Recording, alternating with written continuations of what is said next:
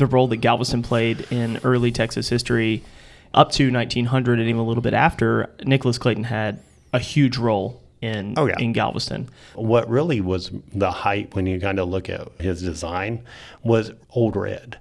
Old Red was where he really showed, I know how to construct a building, because he was throwing everything that we had at this building, and it became one of the most beautiful buildings.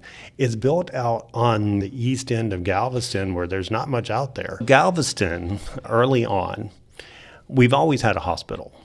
Now, it hasn't been a great hospital because we had city hospitals and stuff like that would basically be open if there was money, and then would close. And a lot of them were just like little wooden barracks up on blocks. And we would have diseases and stuff that would come in, and it would either run out of money or the doctors just wouldn't stay. And so it would close more than it was open. We've known we needed a hospital because over time, several doctors have been in and out. And finally, it's around about 1870 that the city's talking about, we really need to do something. We really need a hospital. So they decided we're going to build one. Now, they don't have any money for a hospital, so they're renting out space again, kind of doing the same thing, using the same old barracks and stuff that are not really updated. Everything's outdated, but that's what we're using. So, of course, we've got all of our businessmen in Galveston are like, hey, you know what? We really need to fund a bigger hospital because our town is growing. We've got a huge population coming in. We're having yellow fever epidemics. We're having scarlet fever. We're having various things that are coming in, and people are getting sick, and we don't have doctors that are staying because they don't have a place that really they can treat these patients. So it's around about the 1880s that really the push comes for we're going to build this hospital. And it just so happens that one of our biggest benefactors passes away that year. It'll be about 1884. And that's when we lose John Seeley.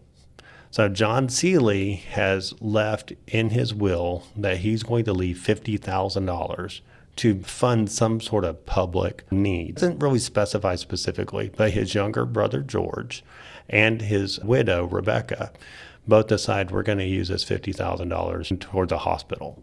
That's where the start of John Seeley begins. Now, $50,000 in that time period is quite a bit of money. Even that $50,000 wasn't enough for the hospital. For the original John Seeley Hospital? Yeah, and so they would actually foot more to build the finer hospital. But John Seeley would be the start of the idea of a medical college. So we've now got this hospital here. The University of Texas has also now been founded. The state of Texas says, you know what, we need a university for our state. And they've been discussing it. We've got a university that's begun, but we don't have a medical branch. So they're looking around, where are we going to have this medical branch? They're talking to various cities and saying, why should we come to your community? Why do you think you're the better place? Basically, Galveston says, tell you what, the reason that we're going to be such a great place for you to put this university is not only do we have our own hospital, we're going to give you this hospital to use. We're also got land that we're going to give you. And we're going to give you money to build the university here, the medical branch itself. We're going to pay for this. We want you to come to Galveston. There's a lot of back and forth, but eventually it's decided, hey, you know what? We're going to go there. I think it probably also helped that a lot of the original people that were part of the university, especially the medical side, were in Galveston at that point. Yeah. Ashbel Smith, one of the biggest names of the university, had a home here in Galveston. He'd seen the yellow fever epidemics and all sorts of stuff. He's making that push. Dr. Greensville Dow is here, and he's doing his medical journals from Galveston. So there's a lot of things that were already happening here. So people were like, Galveston is really booming. This is where it should be. That's how it ends up in Galveston. And when they finally decide we're going to build a building, the very first person they think of is Nicholas Clayton. Okay, we need to design this building, and what can you provide for us? And he gives them a bunch of various designs, and eventually we get what we call Old Red. And like I said, it would be the height. Now, what's intriguing is the Old Red that we see today, it is the original building, but the roof is not the original. It's actually a blue-green color. Oh, wow. Where we've got this red look, it was originally blue-green. So that's one of the only things that really changed on it, but everything else pretty much stayed the same. And that was built in, I believe, completed in 1890 or 91?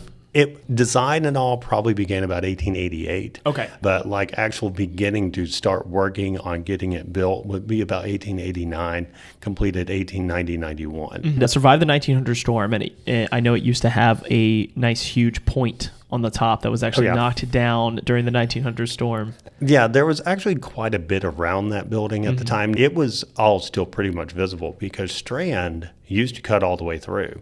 There was nothing blocking it. So you could go from the railroad train station all the way down to the hospital with nothing blocking it. Of course, now that's been filled in, and most people don't even know where Old Red is because it's so hidden by buildings. UTMB, I mean, that major university has expanded and built up all the way around it. So it's hidden. So it's this little hidden gem. And the John Seeley Hospital was another Clayton building. And the original building he designed was actually torn down they started adding on to it about the 1940s. By the 1960s, they demolished the original building and then created the new building, which we've added on to that since. Yeah. Clayton's design isn't there anymore, but also we had St. Mary's, which was there too. And St. Mary's was pretty much across the road. And it was a beautiful Clayton building as well.